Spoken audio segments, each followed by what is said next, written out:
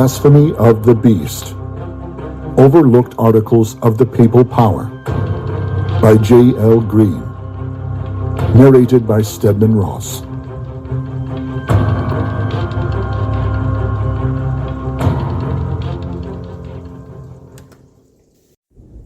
Chapter 4. Vatican declares its murderous hatred for Bible believers. After this I saw in the night visions, and behold, a fourth beast, dreadful and terrible, exceedingly strong. It had huge iron teeth. It was devouring, breaking in pieces, and trampling the residue with its feet. It was different from all the other beasts that were before it, and it had 10 horns. I was considering the horns, and there was another horn, a little one, coming up among them, before whom 3 of the first horns were plucked out by the roots. And there in this horn were eyes like the eyes of a man, and a mouth speaking pompous words. I was watching, and the same horn was making war with the saints, and prevailing against them. Daniel chapter 7, verses 7 through 8 and 21. Therefore the Pope ordered that malicious and abominable sect of malignants, if they refuse to abjure, to be crushed like venomous snakes. Wiley, Book 16, Chapter 1. Absolved from all ecclesiastical pains and penalties, general and particular, it released all who joined the crusade from any oaths they might have taken. It legitimized their title to any property they might have illegally acquired, and promised remission of all their sins to such as should kill any heretic.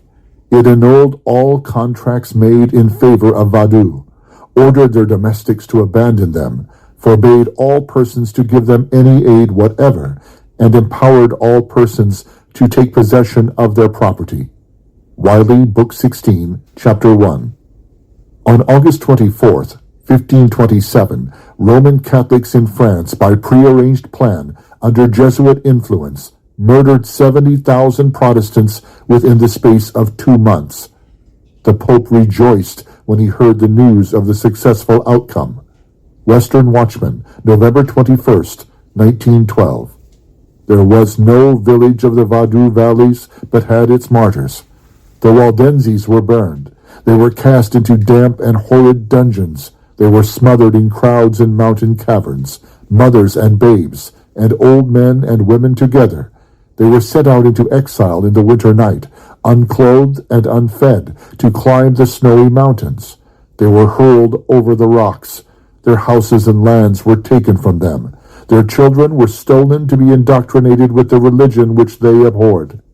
Rapacious individuals were sent among them to strip them of their property, to persecute and exterminate them.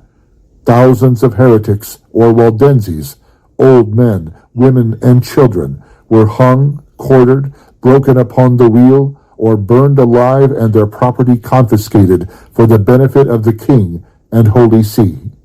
The papacy and the civil power. The greatest of all the ecumenical councils held in the West previous to Trent had been Innocent III's Fourth Lateran Council of 1215.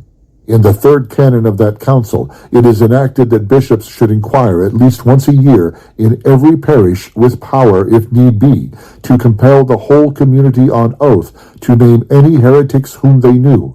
An aider or abettor of a heretic is himself ipso facto excommunicata. If discovered and publicly excommunicated, he incurs civil death, and those who communicate with such abettors shall themselves be excommunicated.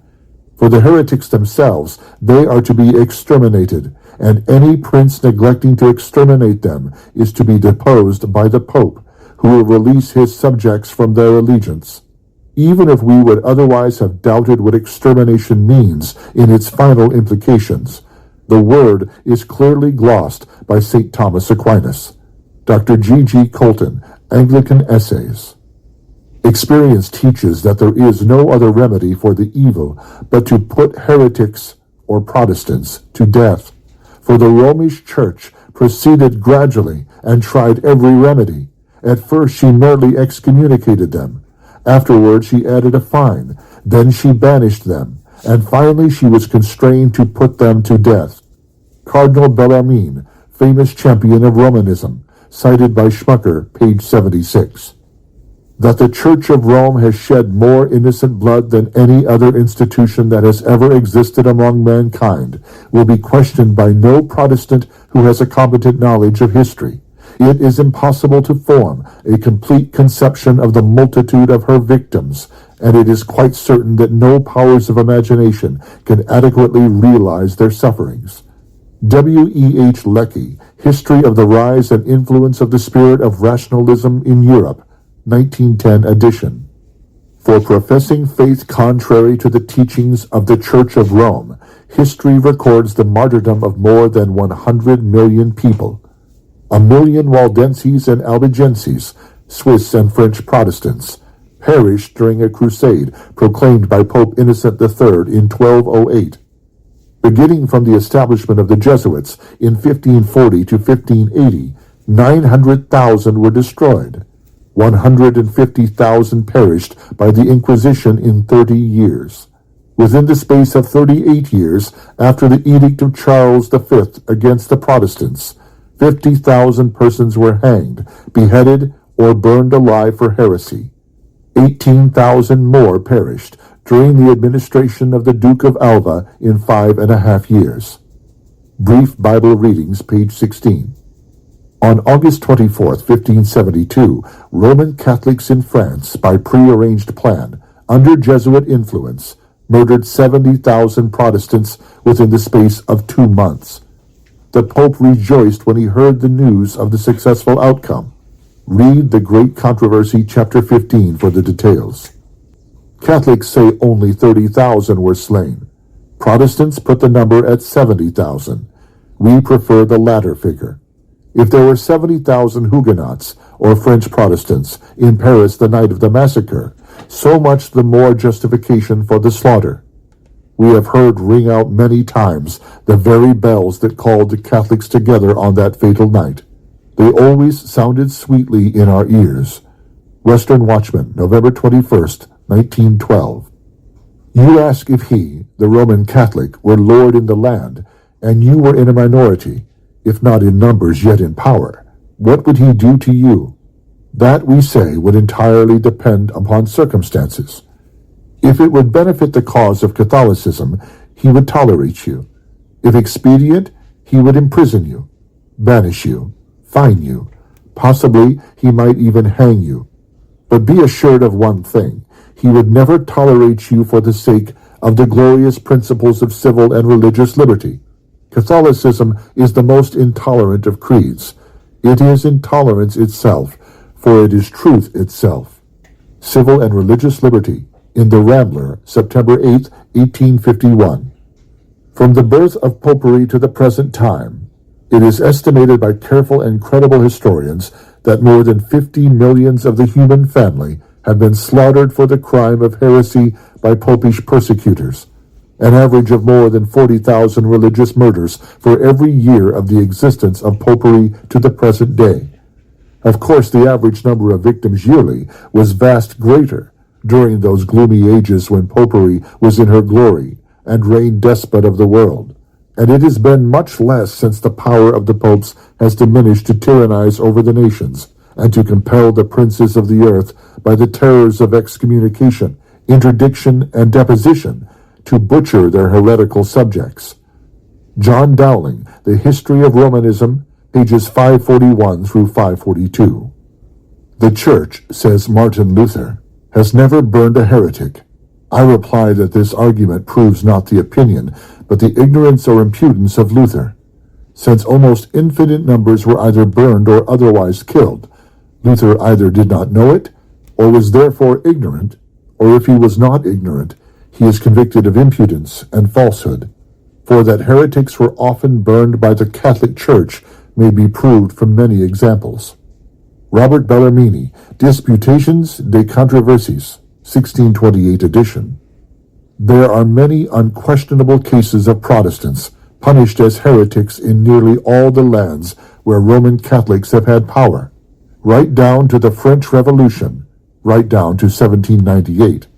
George G. Colton, The Death Penalty for Heresy, Medieval Studies, 1924 edition. The Catholic Church has persecuted.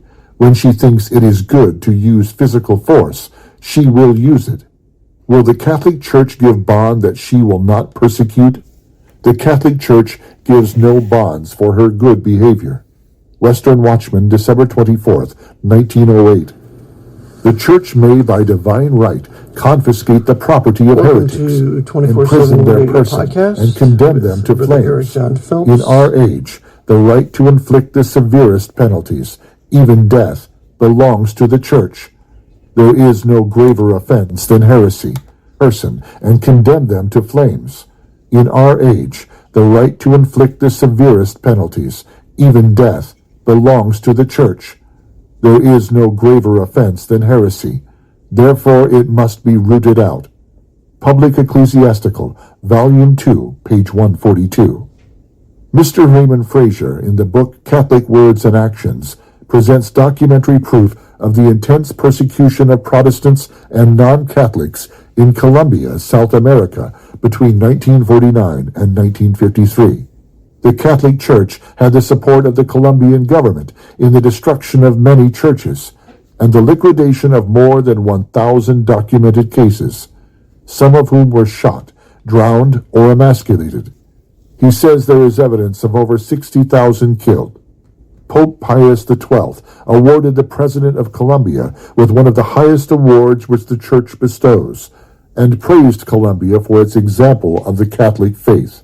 Pages 59 and 60. The defense of Roman Catholics to this presentation is as follows. Communists destroy churches because they are God's enemies. Catholics destroy churches because they are God's friends. Against such men-founded churches, Catholics in Latin America should arise and wipe them out with fire. John J. Oberlander, in The Voice of Freedom, 1954. The rector of the Catholic Institute of Paris, H.M.A. Baudrillard, revealed the attitude of the Church and her leaders toward persecution. When confronted with heresy, he said, she does not content herself with persuasion. Arguments of an intellectual and moral order appear to her insufficient, and she has recourse to force, to corporal punishment, to torture. The Catholic Church, the Renaissance, and Protestantism, pages 182 through 183. A collection of quotes are cited from the American Textbook of Popery, which in turn quotes from for the Inquisitors. Page numbers listed are for the directory. He is a heretic who does not believe what the Roman hierarchy teaches. A heretic merits the pains of fire. By the gospel, the canons, civil law, and custom, heretics must be burned. Pages 148 and 169. All sects of heretics are condemned and various punishments are appointed for them and their accomplices. Pope Alexander IV, page 135. Statutes that impede the execution of the duties which appertain to the office of inquisitors are null and void. Pope Urban IV, page 106. Those who bury persons knowing them to be excommunicated, or their receivers, defenders, or favorers, shall not be absolved unless they dig up the corpse, and the place shall be deprived of the usual immunities of sepulture. Pope Alexander IV, page 104. All defense is denied to heretics, page 153. For the suspicion alone of heresy, purgation is demanded, page 156. Heretics are by right condemned, page 157. He who is without the Church can neither be reconciled nor saved, page 144. And the dragon was enraged with the woman, and he went to make war with the rest of her offspring, who keep the commandments of God and have the testimony of Jesus Christ. Revelation chapter 12, verse 17. And on her forehead a name was written, Mystery, Babylon the Great, the mother of harlots, and of the abominations of the earth. I saw the woman drunk with the blood of the saints, and with the blood of the martyrs of Jesus. And when I saw her, I marveled with great amazement. Revelation chapter 17, verses 5 through 6.